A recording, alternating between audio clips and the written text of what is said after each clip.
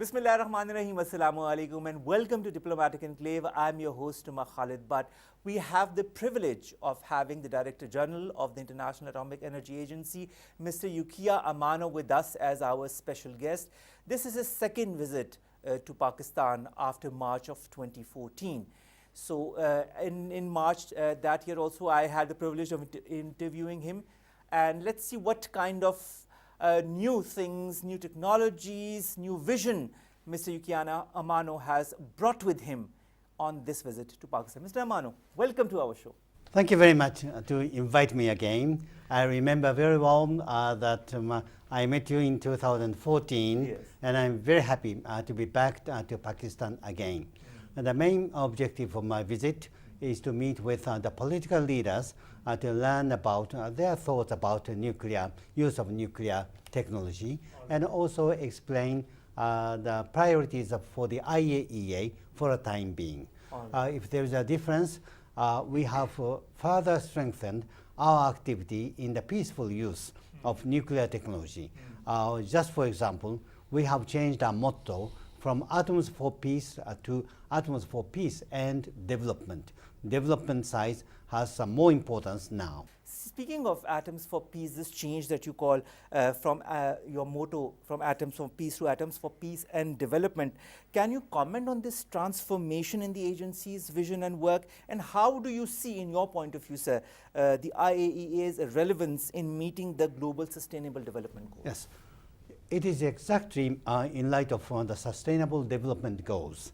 Sustainable Development Goals identify 17 areas, but we can contribute to attain the objectives in 9 areas. Just for example, we can help countries to produce more food and safe food. Food security is an important area. Or we can help to increase the health of people and animals. Management of water is an issue for many countries, and climate change. And of course, countries need energy, and nuclear power is one of the responses. And countries are suffering from the negative impact of climate change, and we can help to mitigate. So these are some of the examples about the nuclear technology can contribute to attain the objectives of Sustainable Development Goals. Speaking of climate change, it's a very important issue, Mr. Amano, especially in the present context. Pakistan is one of the countries that is most affected by the issue of climate change. We hear that nuclear energy is environment friendly, that it is green, and it is an alternate source of energy as compared to other sources of electricity and energy as well. How, in your point of view, can nuclear energy help counter climate change and the challenges that it poses? We can contribute from 2 aspects. One, nuclear energy is the low carbon energy, and it provides 1/3 of low carbon energy currently. Without the use of nuclear power, it would be very, very difficult to attain the objective of a Paris Agreement. So we can reduce the emission of carbon dioxide by using nuclear power. Another aspect is that climate change has produced a number of negative impacts, like drought or flood or new diseases for plants. We can develop new variety of plants that can resist the hard weather like drought or flooding by using nuclear technology.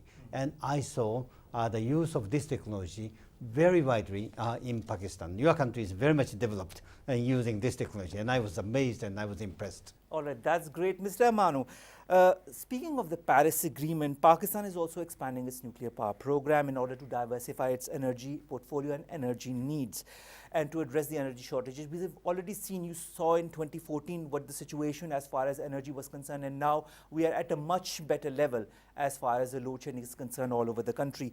How, in your point of view, is the IAEA assisting member states such as Pakistan to achieve these goals? The decision whether to use or not to use nuclear power belongs to each country. So we do not intervene. But when a country decides to expand or launch on nuclear power generation, then our role is to help to use nuclear power safely, securely, and sustainably. And exactly this morning, I saw the site of Kanap 2 and 3. And I saw that your country is working very closely with us, for example, in the area of nuclear security. It was very impressive. You have already divided 3 zones for security, and you have deployed armored vehicles, you have deployed high-speed boats to protect the site.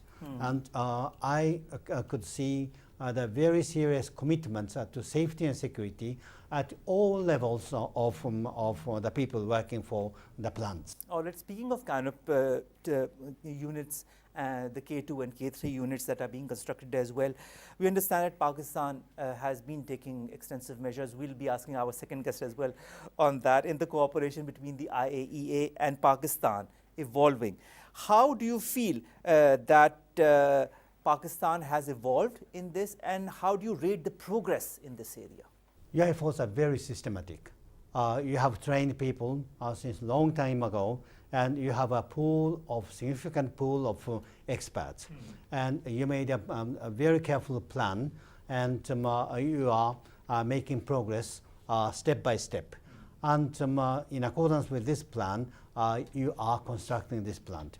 Already, the site is prepared, and port is being constructed, and I saw one nuclear power reactor already have domed, and another is waiting on the dome. So I could see that the steady progress while paying serious attention for the safety and security.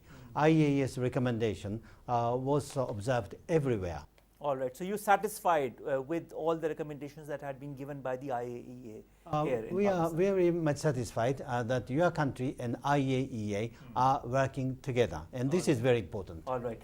Speaking of working together, Pakistan Atomic Energy Commission and the IAEA work together. We have also the privilege of having the chairman of the Pakistan Atomic Energy Commission, Mr. Muhammad Naeem, with us. Mr. Naeem, thank you to have given us the time and to be here along with Mr. Yukiya Amano. Thank you very much, Mr. Omer. What I would like to ask you first, could you enlighten our viewers? A lot of people know about the PAEC, but a lot of our viewers do not understand about the Pakistan Atomic Energy Commission. Which are the areas in which the PAEC is working as far as nuclear science and technology for socio-economic development is concerned? Well, we are the flag bearers in Pakistan for the peaceful application of the nuclear science and technology. And we have our agriculture centers, we have our medical centers, and we have our very good nuclear power program. And we are having a lot of activities, and Excellency has also visited our cancer center. We have 18 cancer centers all over Pakistan, and we are we are attending 80% of the people who are cancer patients. They come for the diagnostic purposes, for the therapeutic or the follow-ups. And then we have, in the agriculture center, we have 4 centers.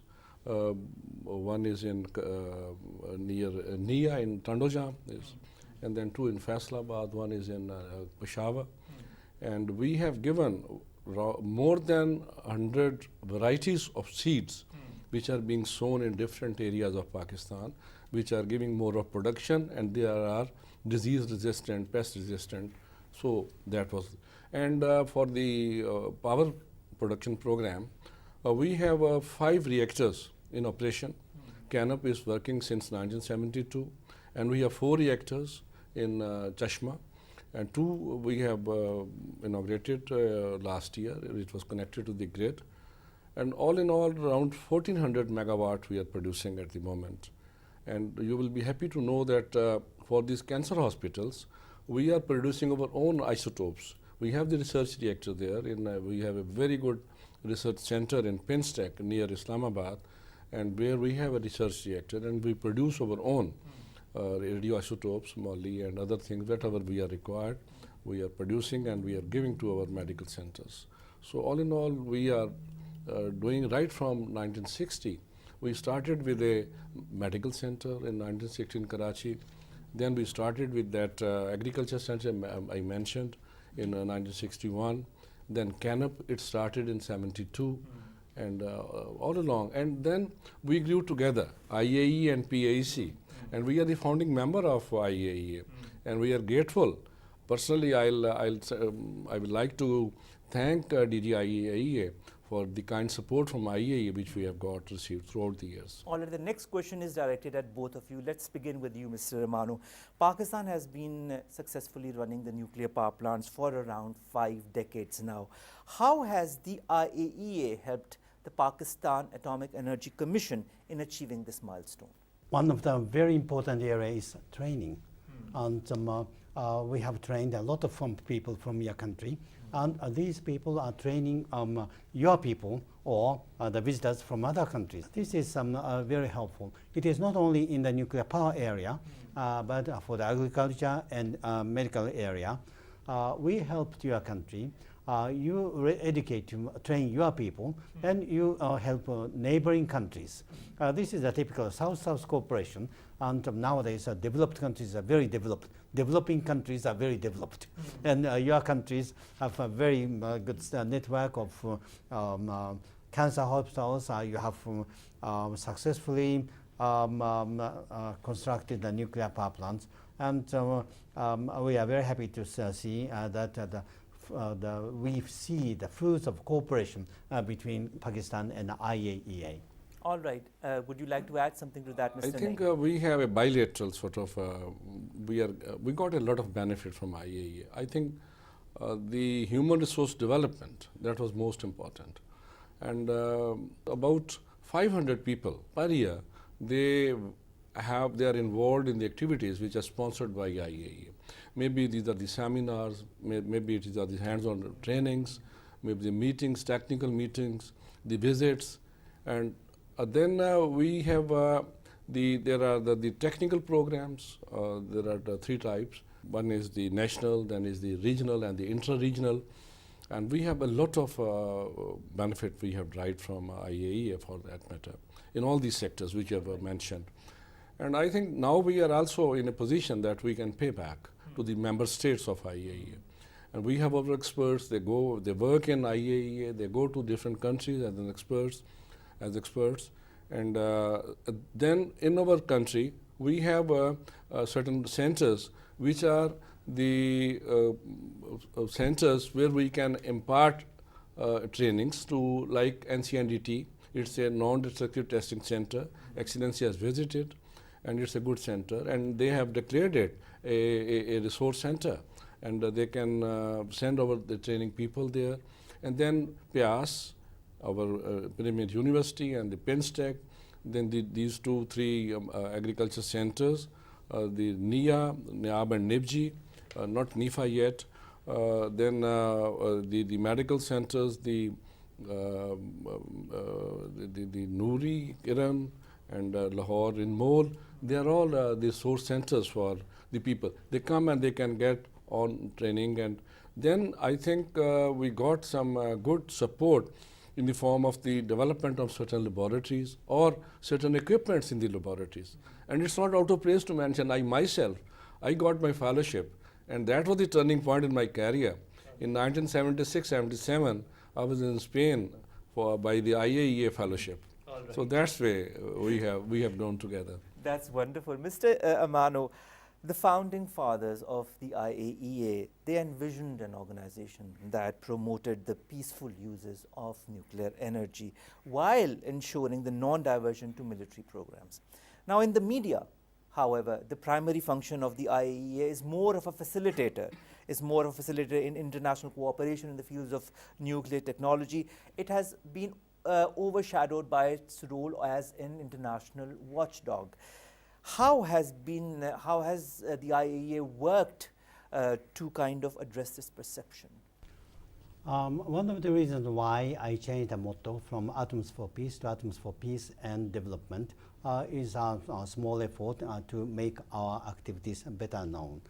And in visiting the facilities in your country, I observed that the researchers are working very closely with some of the ordinary people, farmers, for example, and nuclear scientists mix with the farmers to explain how their new seeds are effective. And on top of that, the Pakistani researchers and scientists undertake researches on the result. So what were the input and what were the results? And that is very important for us. All right. And I always think our cooperation is two ways. We help Pakistan, and now your country helps us to tell us what was the result of the efforts of your country. And if we can do that, we can tell the people in the world, not only in Pakistan, that in using nuclear technology, people can benefit much from it. That's true. Mr. Sir, it's a two-way street. Any cooperation is a two-way street. He said that we benefit from the IAEA and we give back our response and whatever we've achieved through it so that they can improve their functioning in their way. How has that two-way street been going along since the last decades? I think many of our experts, they are working in IAEA, in the hydrology field and in other expertise. And then in the different member states, whenever under the IAEA umbrella, when they want to send certain experts to develop some laboratory or to give some, there are workshops or the training programs or some sort of technical meetings, the experts from Pakistan, they participate in that. Right. And in many development of the documents, the tech document series of IAEA, PAC people, they have participated.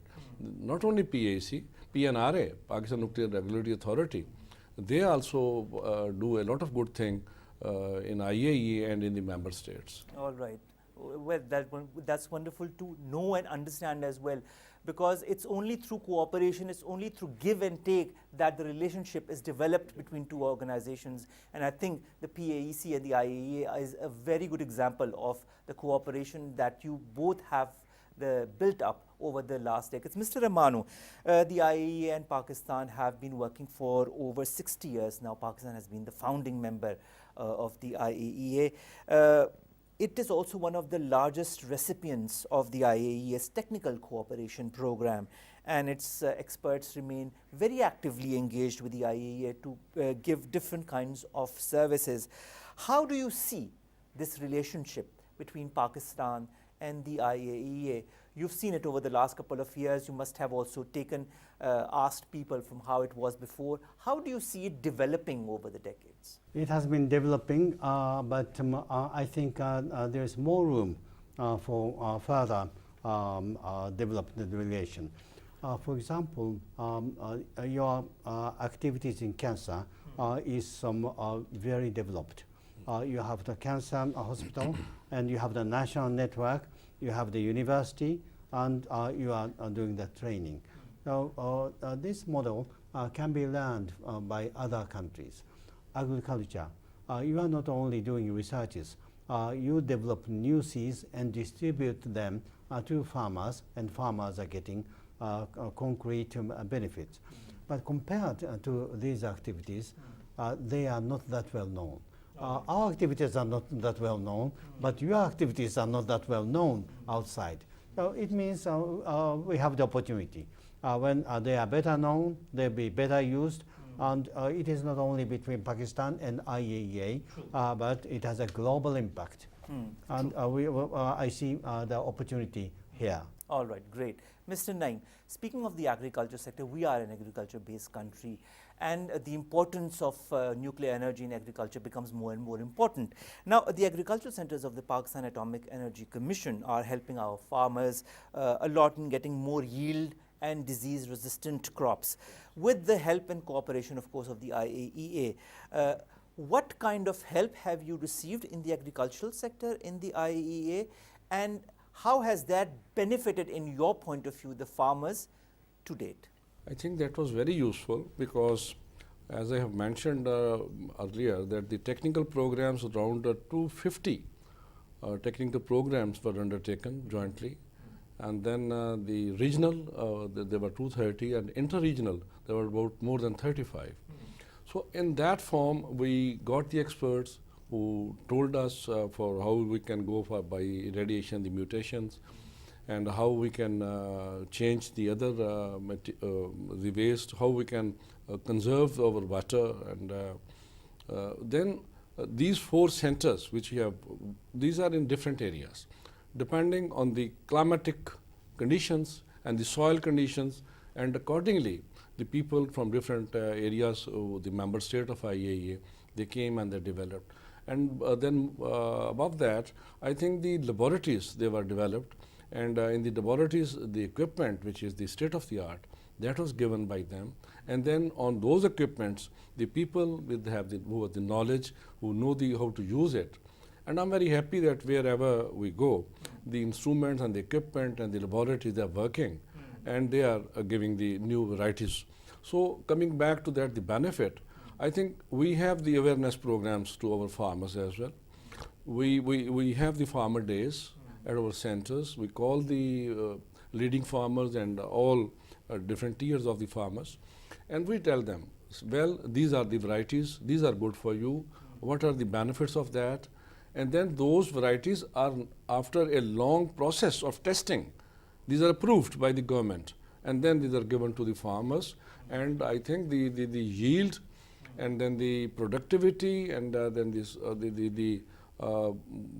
the pest controls and other things, it has, I think, given a lot of revenue back to our system, to economy of Pakistan. Yes, it has been benefited by that. All right, all right. Mr. Amano, this is your second visit to Pakistan. We had the opportunity of meeting in 2014, as well as you said in the beginning of the show. What kind of changes have you noticed in 2018 compared to your trip to 2014? Last time I visited the Center of Excellence for Nuclear Security, and I was very much impressed. This time I have visited the construction site of KNAP 2 and 3, and the results of these trainings are being used there. The people working there are trained in the Center of Excellence, and they are there. And the leaders are paying a lot of attention to the safety and security, and this commitment is shared by everyone. So this increasing or strengthening safety culture was some very welcoming point. And cooperation between IAEA and Pakistan continues to implement this project. And this is last time I didn't visit the cancer and the hospitals or the agriculture research centers, but the research centers on agriculture was very, very impressive. All right. Speaking of nuclear technology, nuclear energy, Mr. Yukiya, Amano, the IAEA has since always advocated the early entry in force of the amended constitution on physical protection of nuclear material. And it has now entered into force in 2016, around 2 years back. Pakistan is also a state party to this amended constitution. Now, how can this convention help promote nuclear safety worldwide, and are the countries following this protocol? Entry into force of the amendment of CPPNM, a Convention on the Physical Protection of Nuclear Material, was epoch-making, because before the focus was only transportation, but now the rule applies to in the country. So nuclear power plants or nuclear material in the country are covered by this convention, and it is required to enact domestic laws to implement it. We have the contact points of this convention, and we organize the contact points. Signing and ratifying is one thing, that implementing is another thing. True. So we are helping them how to implement it, what are the necessary measures, and through that we can further strengthen the nuclear security. All right. Speaking of security, we also talked about the Noori hospitals that you visited this time in Islamabad. The PAEC is running 18 cancer hospitals that Mr. Naeem talked about in the country, where nuclear technology is being used to alleviate the pain of human beings. And that's very important, because only new technology can help alleviate the sufferings of the human race. Now, however, we feel it's still a challenge to treat the rising number of patients that are in Pakistan and other developing countries as well. How can the IAEA help in this regard? First, prevention is very, very important because of the diet habit in your country. You have a lot of neck cancer, and this can be prevented. But IAEA does not have the expertise. IAEA and WHO are working together. So it is a typical case of a one house approach of the United Nations. We don't claim that we can do everything, but we want to cooperate with other organizations and provide assistance. You talked about the pain, but at the last stage or advanced stage of cancer, pain is unsupportable. True. And the nuclear treatment or radiotherapy is very helpful to kill the pain of bone cancer, for example. So palliative care is one of the areas where radiotherapy, nuclear technology is very, very effective. All right.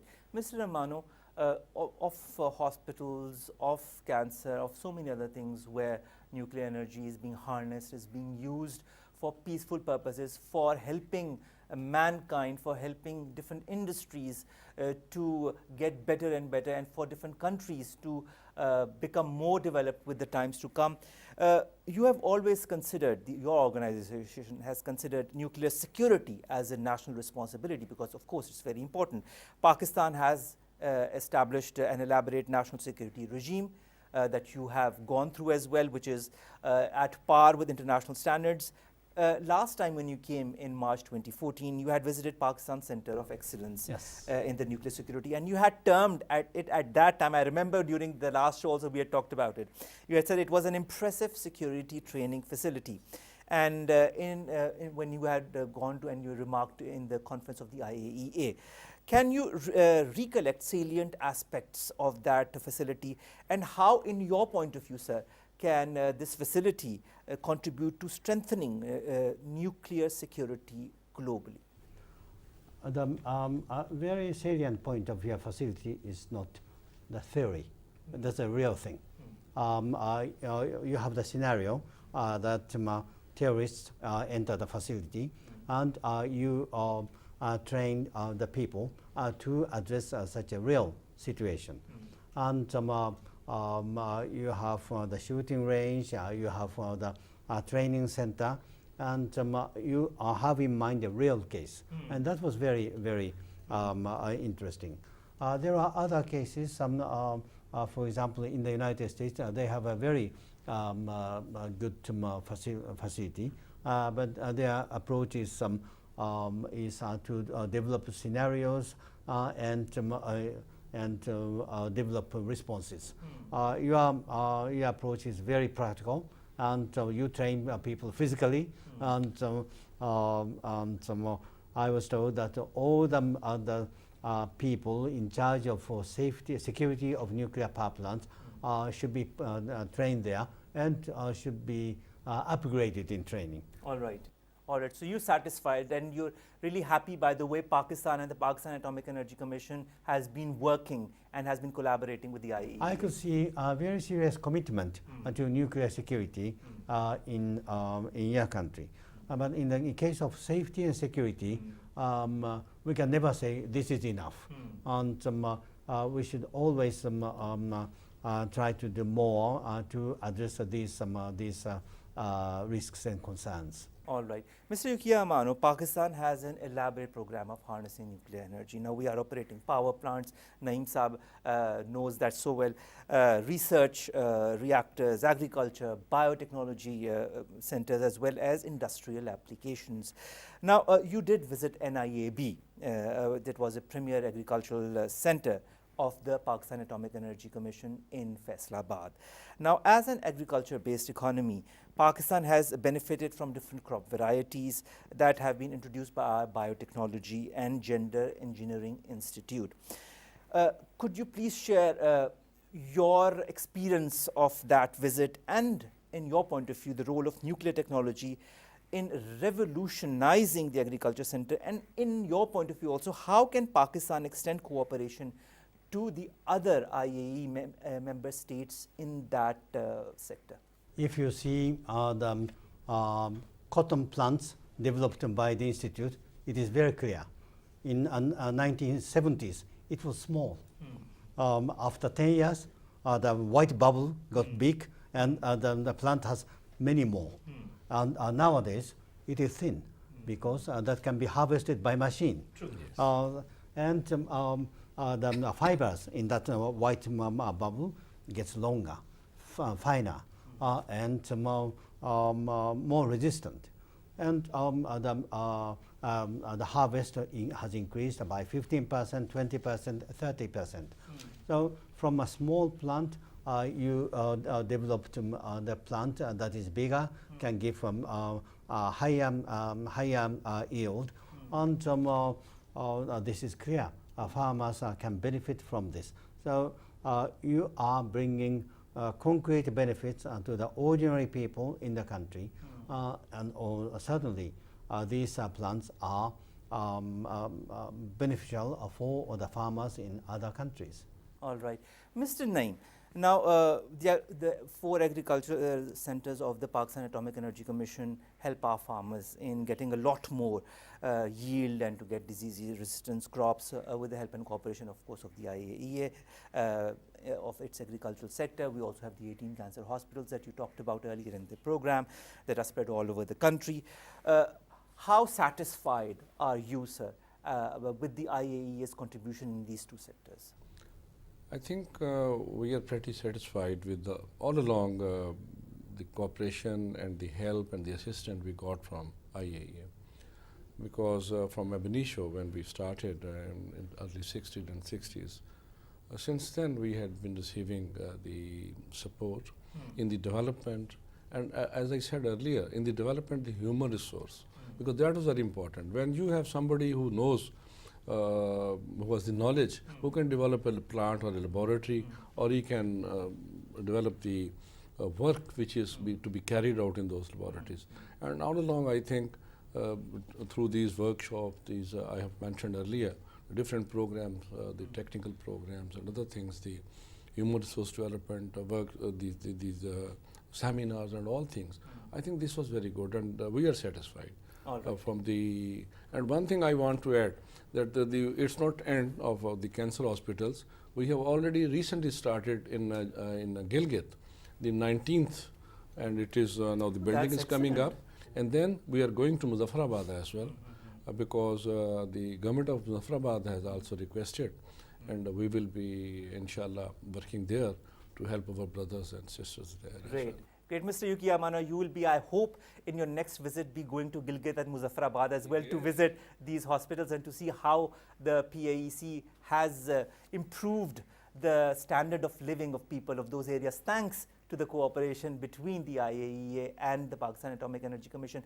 Sir, finally, in all of these decades of cooperation, Pakistan being, of course, the founding member of the IAEA, between Pakistan, the IAEA, Pakistan Atomic Energy Commission and the IAEA, how do you see, sir, the future of the cooperation between these 2 organizations?